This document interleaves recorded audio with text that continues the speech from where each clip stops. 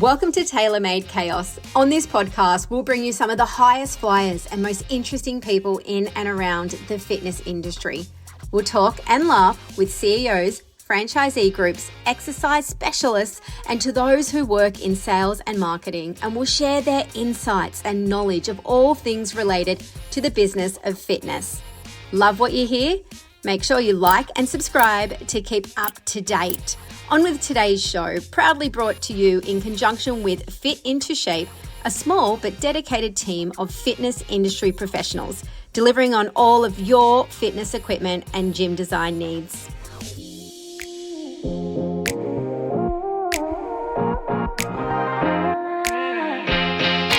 Three, two, one. 60,000 sales calls. Who in the heck makes those? I'm here with a man today who has done just that. He's sold over 10,000 memberships in his career.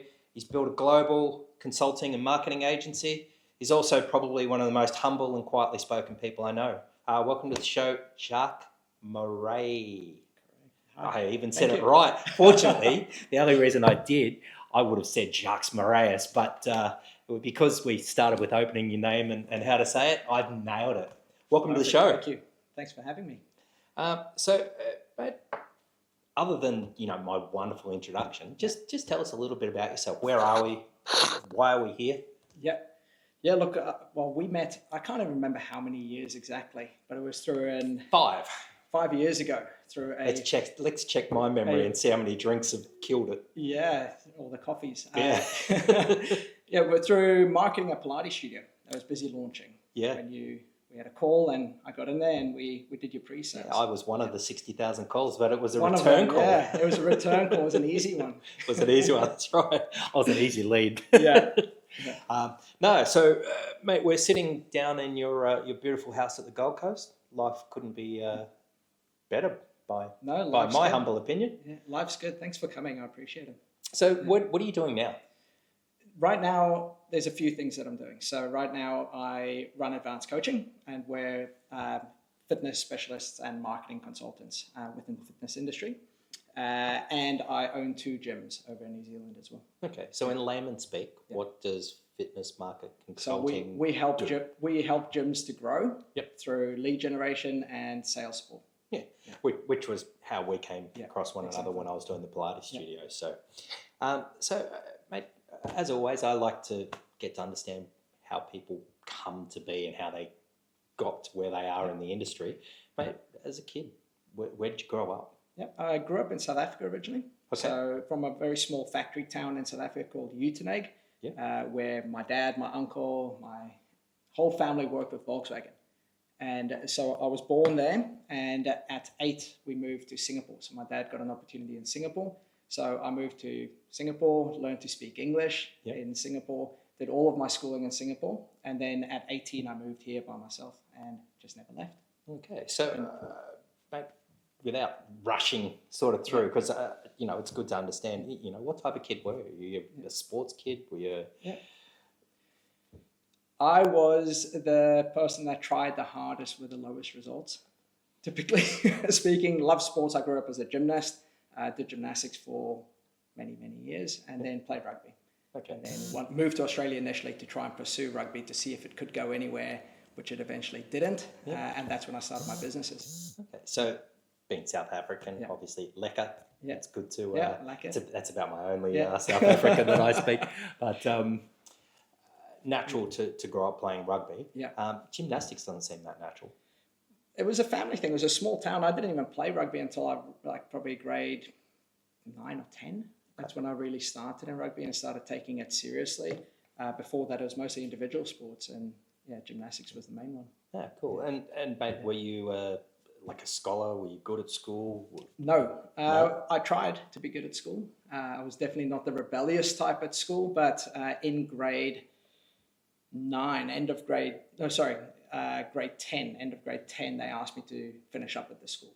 So the school in Singapore where I was at, they had 100% pass rate, and they said, basically, we don't think that you'll be able to pass grade 11 and 12, so we'll finish up. Yeah. And so I was left in grade 11 and 12 without a school, and then I did find one school in Singapore that would actually take me in, once I got there, I had a good coach, a good mentor who's now my business partner as well.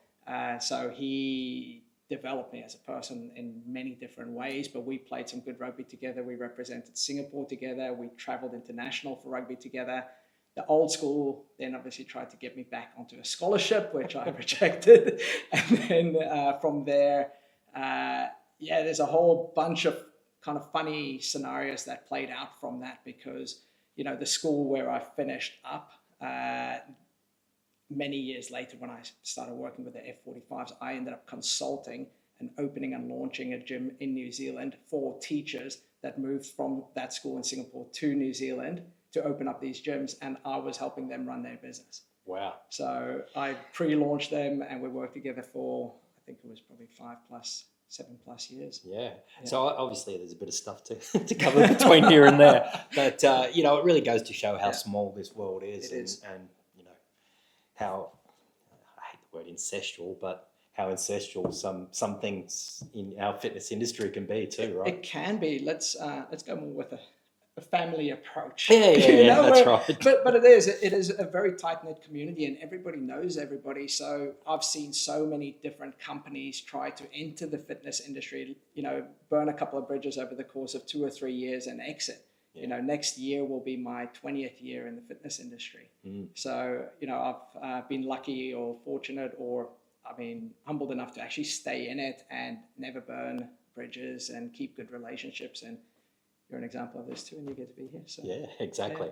Yeah. So, mate, you were in Singapore. You said you left after school and came to Australia, sort of chasing that rugby journey. How did you get here? How did it work? Did you come on a scholarship? Did you? No. So when I finished high school, I came to Australia to study. Okay. So I came and did my bachelor degree here. I stayed and did a master's as well. Yeah. And that was at Bond Uni, right? That was at Bond Uni, yeah. See, I do some research. Yeah, so, and then married a Canadian just to complicate matters even more, you know. Very good. All right. How do we jump from coming over in uni? How young were you when you both met? We were 22 when we met. So you'd been here for a little while? Yeah. Yeah. Okay, cool. So what were you doing at uni, and how did you put yourself through uni? I did an undergrad in sports management, and then I did a master's in education, so teaching. Were you working while you were at uni? I wasn't working, no. I was very fortunate that my parents put me through uni. Yeah. Brilliant. Yeah. So you got out of uni. Yeah. What happened next? When I finished university, there was one thing that I was pretty certain about it. I wasn't going to be a teacher. I finished that degree. I did all my pracs, and I went, you know what, I value the skills that I've learned. I enjoyed the process of it, but I don't know if teaching's my career. Yeah. I was without work for a little while trying to find something, and I just coincidentally fell into sales. It just got to a point 4 or 5 months after university where I went, you know what, it's crunch time. I'll take almost anything. Yep. And I went and interviewed in Brisbane for a job to sell memberships at a gym. Okay. And then and that was advanced marketing, yeah? Yeah, with Clayton and Tash? Yeah, with Clayton and Tash. Yeah. And I believe it was Beck that interviewed me. And she said to me at the time, you know what, you can have this job in Brisbane. It means that you're going to have to relocate from Gold Coast to Brisbane and sell memberships, and this is how it works. Or I think you'd actually be pretty good at this other role, which travels around where you're selling gym memberships. So you get to be in a place for 2 weeks or 2 months. You hit your sales quota, and then you move on to the next one. And I jumped at that, and I interviewed with her in the morning on a Thursday and Friday. I was on a plane I think I went to Cairns first and did my first promo there. Yeah. So for people who don't kind of know, and I assume that advanced marketing and advanced coaching have nothing to do with nothing together. It was kind of an afterthought. Once it was a couple of years later, I reflected back on it. I think I was doing my LinkedIn profile and putting experience in there, and it dawned. It's like, I thought it sounded good. Yeah. But for those who don't know, I mean, and I think this was obviously the foundation of your sales career. What did advanced marketing do? A lot. It put in the reps. Yep. It put in the sales reps big time. So they did a lot of guerrilla marketing, right? That was part of it? Or? That was limited to my role. So I was a promotions manager, so I was a salesperson. So the way that it worked is we had 250-something telemarketers in Melbourne that would book out 50 appointments per day. Wow. For a 2-week free trial to come and try out the gym. Okay, so you were purely the sales, not... So what we would do is we would sit there and confirm the 50 appointments. From the 50 appointments, maybe 10 would confirm. They'd come in and we got paid if we could sell them into an 18-month direct debit or a 12-month paid in full. Right. So you're just converting all day. So you're seeing 10, 20 people sometimes a day, all half an hour, face-to-face meetings, trying to uncover what it is that they want from it and sell them something. Yeah. So, I mean, you said probably an important thing, and I think a lot of people, when it comes to sales, don't realise how many reps go into it. And I highlighted that point. You've been involved in 60-odd thousand sales calls, which is quite amazing that you actually have a recorded number on that. But the point I guess I'm trying to make here is obviously doing the reps. Yeah. So are there some shortcuts when it comes to sales that you kind of can give people, or is it really just, learning by default? I think you do have to learn through default. The theory is all good on paper, and it seems like you can do it, but when you're executing it face to face, it's a completely different experience. Yeah. But for me, I'm naturally very introverted. And when I started that role, it was so far beyond my comfort zone to go and do something like that. And I was terrified. Like, I was nauseous, thinking about approaching somebody or talking to them about price and, going through the whole thing and following a script, following a structure. That was not me at all. Yeah. And I was always, it's more the fear of unknown. You don't know what's going to happen. So for me, what I did was I kept a little book and I just wrote down all the worst things that I think somebody could say to me on one side. And on the other side, I would write down what I would say back if they said that. Yeah. And I don't know if I used any of them. Your fear of it and your conception of what you think it's going to be, it's just not. So you have to put in the reps to experience it and to know where you can push the boundaries and how you can communicate with people. Yeah. Mate, I very much find that I think, in my opinion, some of the best salespeople are the most introverted, and that's not just sprouting my own my own skill set, but I feel very similarly. I am a naturally introverted person, and most people who watch me go, "You're such an extrovert," but that's work. Yeah. That's putting in the reps and making the calls and doing the work to become good at what you do. So I think a reason why a lot of people like you that are introverted are very good with people is because they genuinely care and they try to analyze what that person's thinking, putting themselves in their shoes, as opposed to maybe just a through and through extrovert that just talks for the sake maybe of talking. And there's plenty of those. Mate, putting in the reps is obviously key when it comes to those basic sales. So you're with Advance. You travelled around sort of the country for a while. Why'd you leave? I wanted to leave because I wanted to move up in the industry initially. Okay. And so I did feel that I got to a point where I was comfortable doing face-to-face presentations, selling belly to belly. Yeah. And I really wanted to learn phone sales because that was something I was not comfortable with whatsoever. Okay. And so I came back. I also wanted to be a little bit more based on the Gold Coast. I didn't want to keep doing the traveling thing. And so I found a job at Fitness First. So I first went and interviewed. I was one of those guys that just rocked up and said, "Hey, here's my resume. Can I speak to somebody?" The guy I spoke to there was James. We got along immediately, and he found me a position down in Varsity, Robina, Fitness First. Okay. So obviously that was when Fitness First was in its prime.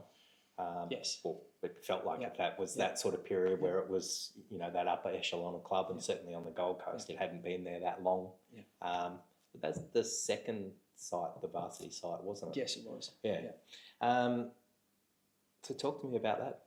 I mean, obviously Fitness First was a strong sales culture. I mean, people used to talk about finance first. That's probably the nicest way. Strong sales culture is probably the nicest way I've ever heard anyone describe that. Well, this is politically correct. Look, we were not well liked at the time. It was a baptism by fire going in there and learning how to sell under difficult circumstances where people just genuinely didn't want to talk to you. I'm speaking to people every day now and they say, "Oh, people don't like to talk on the phone," or "People didn't want to talk to me on the phone." I'm like, wait a minute. What we went through back then, that was really, that was a tough sell for many reasons. Okay. but I assume it helped forge Absolutely the skills that you Yeah. you now possess, Yeah. and it's part of that experience. So you were with them for a while. Again, what happened from there? Yeah, so what happened from Fitness First was I was there for just over 2 years, I believe, and then a really close friend of mine got an opportunity with Phoenix Fitness. So the first Phoenix club in the Gold Coast that opened was Marais. Marais, Yeah, so he asked me to come and do pre-sales there because he got that opportunity. At the time, Tara and I did long distance for about 4 years. Oh, wow. So it was at a point where I had to go to Canada. So I went to Canada for 6 months. So I didn't do the entire pre-sales with him, and I came back as the assistant manager. And then I ran that. And then Yarden from my fitness club, he was on me for a couple of years, asking me to come and work with him. And I kept saying I need to finish the job with Phoenix until we sell, which Good Life then bought. So Good Life bought Phoenix. And then that was my moment where I stepped out and went and managed my fitness club in Broadbeach. In Broadbeach, yeah. And I mean, Yarden obviously is now working at World Gym, but you had quite a long tenure there with him, didn't you? Just over 2 years as well. Yep. Yeah, so over 2 years I was there, and that's when I started advanced coaching. Yeah, and what was the reasoning for starting advanced coaching? What opportunity did you see, or? It was kind of strategic. I like to think a few years. I never rushed through, my decision-making process. And just circling back to the gymnastics thing, I got up to a point where I realized I wasn't going to make the Olympics. That's when I finished and started playing rugby. And then I moved to Australia and I realized that I wasn't going professional. And that's why I stopped that as well and focused on business and work. So my whole process of thinking was I needed to become good at sales because I saw that's a skill that I needed to improve on. I needed to become good on the phones, and then I needed to manage clubs. And when I got that experience through Yarden at my fitness club, it got to a point where I felt really comfortable that I've gotten to the point where there's nowhere really further for me to move and progress within the fitness industry. So I was looking at those opportunities. And at that time, when I started advanced coaching, I actually wanted to get out of the fitness industry altogether. And I was looking at teaching sales and marketing to maybe tradespeople or something else. I was trying to find a different avenue, but then a personal trainer from Phoenix, who I knew really well, asked me to go and open up this F45 thing, and I've never heard of it. Right. And he said to me, we're going to do a pre-sale, and I want to open with 50 members because nobody has ever opened up with 50 members. It's quite comical to think of that now, right? Yeah, and I said to him, you mean 50 a week or 50 a month? Like, what are we talking? Because the pre-sale at Narang was 3,500 members in about 12 weeks that opened with. Those kind of clubs were opening with. That was my background, was big box and big numbers. And even at Fitness First, we were writing 350 to 400 something sales per month. So when someone comes to you and says, can you do 50 sales for a pre-sale? I did not understand that whatsoever. And so we connected, I looked at it, it seemed really interesting, and we launched, we opened with 101 or something like that. And it was the first time that a studio really opened with those kinds of numbers. And I used that as a testimonial, and more and more people came, and it just kind of developed from there. Yeah. So for a bit of context, what year are we in roughly? This would be 10 years ago. Okay, so 2014 roughly. Yep. And how many F45s were operating and running by then? That was only the second or third in Queensland. Okay, so they had been up in Sydney, and that's where they kind of grew from. And I would say that would be let's call it under 50. Yeah, okay, so they weren't massive. There's no brand awareness at that because, I was in the industry for several years before that, and when they were coming to Queensland, we had no idea about it. No idea. Yeah. That's right. So it's amazing how quickly the industry has advanced over the last sort of 10 to 12 years. And I mean, so you got 101 in that club, started to market into other F45s then based on the results that you'd achieved. So how many F45s ended up taking on sort of your services? Look, we've worked with over 500 of them now, but we've launched them from scratch over 200.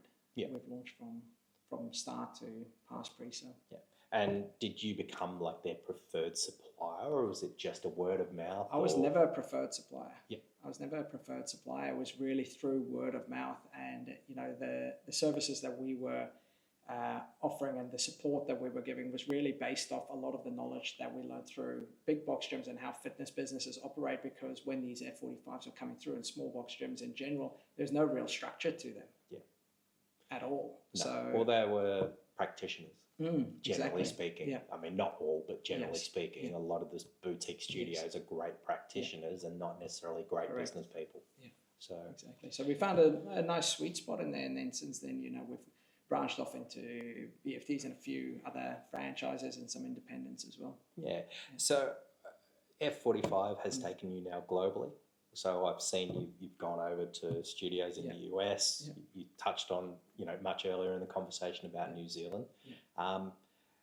How did your teacher from the school in Singapore, and how did you get associated to going across to New Zealand? Yeah, that was one of the first New Zealand studios that I opened there, and it was just through word of mouth. So with that particular franchises, they have an online group on Facebook where they all kind of share and talk, and the results were mentioned in that group several times over the years, and that's pretty much where I got most of my business from.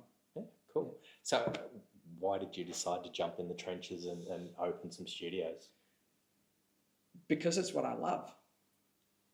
I love opening studios, and I love working with owners, and I love seeing the results and the growth and the lives that they can create for themselves. Like you said, many of them are either investors or practitioners, and so to see somebody that's a practitioner become good at a skill and improve and grow their business and being able to spend more time with family or open more businesses, I think that's the thing that really excites me around it. Yeah. So I mean, F45 invokes a lot of different thoughts and emotions now. Obviously, they certainly rose up and they've come a little bit off the cliff. What are you seeing with F45 now, especially given that you're still a studio owner there? Look, it's they've made big improvements. There's a lot of changes that have happened, and for me, I've never worked with them from a headquarters perspective. It's always been through franchisees, and my beliefs are it doesn't really matter what type of gym you have if you can create a great community, if you engage with your members, if your skill set is good, if you can get people through the door. To me, it doesn't really matter that much. So from a branding perspective, I think there's a lot of noise out there about it. But from an operational sense, I think if you're working with a good owner that's motivated, that takes on advice and executes, they still do really well. Yeah. Look, I mean, I've heard, a number of people say the name on the door doesn't matter. And I don't 100% agree with that statement. I think each of the brands do bring a certain sense of brand and expectation as they grow. But tell me, how do you find that an independent operator can A, use your services, but B, succeed in what is a heavily competitive market now? What do you mean by that? Just generally, how do you see that they can get ahead? How they can fight against your F45s, your train yards, your BFTs, your fit stops? How can an independent operator succeed? They can succeed by looking at the right data and executing the process well, and creating that community, which goes without saying. But from a lead gen perspective, we can generate leads. Yep. But those leads don't always convert. And I think a lot of that comes down to the fact of what we just spoke about. People don't like sales. They don't like picking up the phone, or they don't know how to engage with a member, whether it be by text or in studio. So I think to get ahead, you've got to nail that skill set. Yeah. So talk to me a little bit more about how you've sort of refined Advance over the years. You help with the lead gen. Yeah. But you do services like scripting and training. Just talk to me a bit more about how you help an independent operator or a franchise brand for that matter succeed. Yeah. Because a lot of us know that pre-sales is massively important to the first year success.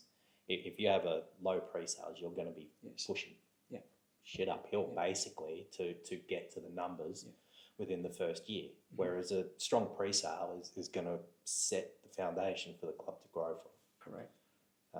So just talk to me about some of the ways that Advance does that for people. Yeah, we've got a bit of a different understanding because we're fitness people that became good at marketing as opposed to marketing people that became good at fitness or understanding fitness. The way that we evolved over the years. When I started Advanced Coaching, it was purely based off a consultancy. So we used to go and do 1 day, full day training face-to-face with every owner that we worked with globally every single month. Wow. So I That's was doing travel. pre-COVID, I was never home. I was doing over 250 flights a year, seeing, like, my month would typically be, Queensland, New South Wales, and I'd go New Zealand, South Ireland, North Ireland. I would come back for a day, then do US, Canada, Asia, and then back. So I do that every single month, and I did that for about 4 or 5 years. And what that taught me, sitting face-to-face with owners in their homes or in cafes or their warehouses where they were about to build a gym, is kind of understanding exactly what they need, what they're worried about, what skill set they currently have or why they've come into it, and being able to look at it from a consulting perspective and not just a we can generate leads perspective. So when COVID hit, we transitioned fully into agency, where we're now generating leads, but backing it up with understanding how these gyms work, because we've been in them from the ground up. Gotcha. And I mean, that's quite a good preemptive question. Obviously COVID hit. How did that impact the business? Massively, because I was grounded. And Yeah. all I had the world's most unscalable business. My business relied on me never being home. My business relied on me being face-to-face. So about 2 years, I think it was, before COVID hit, we used to use another marketing company back then, because there weren't that many that were specializing in the fitness industry. There were a lot of marketing companies, and we were engaged with a marketing company that would generate leads for our clients. Got it. But what happened was there was such a disconnect between the marketing and the sales process that it never gelled. So about 2 or 3 years before COVID hit, that's when we started our own agency side of it, but it was kind of just on the back burner. It was just generating leads for our consulting clients. Got it. And so when COVID hit, we just transitioned all those clients into agency, and we grew. So we actually had a scalable business at that time, and we were fortunate enough to grow by about 300-something% within the first 2 or 3 months after COVID hit. Right. Yeah. So, I mean, talk to me about that. You said you sort of had to reposition the business. I mean, financially, I assume at that time, like many of us in the industry, you took probably a massive hit. Was it out of necessity that it kind of forced you to changing the business? It was all through necessity to change the business. And it was interesting because I had one of the gyms. We opened one of our gyms during COVID, but the other one I had before. So the fitness businesses were struggling, but the consulting and the agency was booming, because they were just all of a sudden, every gym in the country and every gym globally went into lockdown. So we actually supported more gyms during that initial period, just helping them keep their sanity and helping them, through the process so that they don't lose all of their members. Mm. Yeah. So, mate, you obviously had your wife at that stage. Yeah. When did the kids come on to the scene? 2019 and 2021. So one just before and one shortly after. So again, a pretty stressful time that you would have gone through. What tips do you give to people to kind of juggle and manage the travel, the marriage, the rebirth of the company?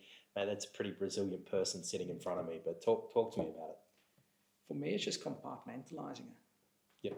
Just focusing on what you're focusing on in that moment. When I'm with you here, you're the only thing I'm paying attention to. I'm trying my best not to think about what I have to do later on. When it comes to travel, it's all about routine. It's all about focusing in the moment. When I've got time with the family, and I'm lucky because I work from home too, so I see them all the time now compared to never. Yeah. I've completely lost my train of thought. No. You were so focused, you completely lost the train of thought. I was compartmentalizing it. Crazy. Mate, I know, it's... don't worry, that's called getting older. But you still go over to the US? You still have US customers? You still most of our business is in the US. Okay. Second most of our business is in Canada and then Australia. Okay. Yeah. So you truly become an international company. Yeah. How have you gone about generating that business? Is it mostly with F45, or is it because other brands have seen the success of what you've done? It's both. It's predominantly F45 still, but we've started working a lot more with Pilates studios and recovery centers and a few different, the recovery space is huge right now. So there's more and more coming through. So we're getting engaged with a lot of those guys as well. Yeah, so that transition of what's popularised in the market has led you to continue to grow and evolve, I suppose. Yeah, absolutely. Same principles though, yes, right? all same principles, Yep. So, mate, how many people are in the company now? There's 3 main people that we've got at the moment. So we're a tight-knit group. Yep. Yeah. Guess that's good for keeping it consistent. And, it is. Well, look, I really believe in hiring high-quality full-timers as opposed to using a lot of virtual assistants and spreading it all really thin. Yeah. We're still, although we are a marketing company, we still very much function as a consultancy. So we work real deep into those businesses outside of just marketing as well. Mm-hmm. Yeah. So, mate, what interesting trends are you starting to see from inquiries coming in to Advance? AI is massive in that regard. That's one of the biggest changes is, I think, the way that people believe that marketing should be run and how they've typed it into ChatGPT, and there's a lot of information around that right now. Yep. So it's definitely impacted in that way. Yeah. And are you finding that AI is enhancing what you're doing, or are you finding that it's not inhibiting, but because people are using those tools, is that helping you or hindering you? I'd say a bit of both. I'd say a bit of both. But what's becoming really clear now to me is that you're almost going full circle back to the core of human behavior and the way that you think. Yep. And I think the mindset of anyone in business right now needs to be so strong. When you're looking at tools like ChatGPT, because everyone knows ChatGPT now, ChatGPT is really a really smart friend of yours. So if you focus on something like, if I said to you, hey, this ad, how would you improve it, for instance? It'll give you 100 reasons on how you should improve it and say, you're right in thinking that it could be better. Whereas if you ask it a different question and you say, I think this ad is really good, what makes it good? It will give you all the reasons why you're right. So whatever you're thinking, you're always going to be right. Yeah. And so if a owner, for instance, is limited in beliefs, it makes the process extremely difficult because ChatGPT and AI in general can, confirm your thoughts in every department. Yeah. So if you have an abundance mindset, those tools become very strong. Very good. So, mate, what's next for Advance? How do you keep growing and evolving the company? We're focusing a lot more on the AI stuff as well, and how we can try and cater for those types of owners that are a little bit more hands-off as well. For us, it's really just refining this process. We haven't changed all that much over the years. We believe in what we know we do, and we know what we do works. So we're just trying to find ways to strengthen those core values of the business and the core offers of the business to make them even more powerful when studios need to grow. Very good. And mate, I probably hate to bring up what's going to be a sore point, but I believe you went through a major hacking. Yeah. How did that happen? What led to that? That was not great. No. So when was this? This was, I believe it was September 2020. Was it? What are we? 26. About 3 years ago. So you just started to recover from COVID, and Correct. Then bang. Yeah. So we went. COVID came. We did really well during COVID. Then all of a sudden, there were a few little things that happened, but then we were hit with this hack. And what happened was, it was in the middle of the night, somebody hacked through one of our accounts and just started spending a lot of money. So they started running ads for brooms and leather pants and shoes and things like that. Wow. So yeah, it was crazy. And how much did it end up costing you? The value of the total account was about $6.7 million US. So it was sizable. In Australian. That's a massive blip or hit on anyone's radar. Yeah. Did any of that get recovered through fraud? We were lucky. So what got taken out got mostly recovered. We filled in the gap for some of it, but most of it the algorithm actually picked up. So the algorithm blocked it. So although $6.7 million wasn't spent on the account, the rest got recovered, and some got refunded by banks and institutions. But the hardest part wasn't that. The hardest part was that we were locked out of those accounts for 9 months. and couldn't get back in. So it destroyed the business. It was the hard. momentum of the business. Destroyed the momentum of the business, and what ended up happening was you get flagged, right? So then that business manager is flagged, so we open up a new business account. That one gets shut down. So we had endless spreadsheets just navigating where everyone's going and what's happening. And I talk to you, you get your account up and running, your ads run, shut down the next day, relaunch, find a new account. And so it must have created a lot of challenges. Yes. So, mate, it sounds like, the last 20 years have had a lot of wins. You've had some fails. Yeah. What do you take out of it? Like, what do you... Question. Yeah, well, it's a general question, but, how do you still remain so positive when you've had, some of the big hits against you? The way that I stay positive is by staying connected with my team, but also with our clients. And I still enjoy doing the face-to-face stuff. I still like going to the US and seeing our clients face-to-face, because when we meet in person, it's completely different than when you're doing Zooms with people and they see you as just your marketing guy. Yeah. When you see them face-to-face, you see their location, you see their staff, and you get to do a quick training session with them. It's a completely different feel. And I think that, I know the one thing that keeps me grounded, and the thing that I love about what I do, is the people that I do it with, and being able to have those wins with them. And, we've got a guy in the US we did pre-sales with. We've worked with him from the beginning till exit. After he exited, he bought 2 other gyms. He invested into other companies as well, and it's just completely changed his life. So it's those are the moments that you keep going for. Yeah, no, absolutely. I mean, we talk about AI and everything like that, but there's still this energy it's hard to put words around, but the energy that you have when you connect with people. And I still believe it's a massive part of our future as we move forward, the face-to-face. Yeah. As technology continues to become bigger, I think that face-to-face becomes stronger. Yes. I think there's a lot of businesses that will fail by being too heavily adopted into the AI if they get away from the face-to-face part of it. Agreed. And especially for places like gyms that are community-based, if you rely too much on automation and AI, you lose the feel of the place, and that's why people are going there in the first place. Yeah. No, I still see it as a massive opportunity, and we circle back to that conversation for independent operators. Yeah. One of the advices I'd give would be, around that sense of community, that you have an opportunity to market yourself well, have great policies, procedures, and practices, but really still engaging at a genuine level, face-to-face or belly-to-belly. Yeah, exactly. So, spot on. Yeah. Well, I'm glad I've been reconfirmed by the expert. So, mate, what haven't we talked about? What haven't we talked about? Is there some international scoop for the audience? No. Well, we're heading back overseas in June, July. Okay. So we'll go and see some more clients across the country, which I'm excited about. Yeah. Very cool.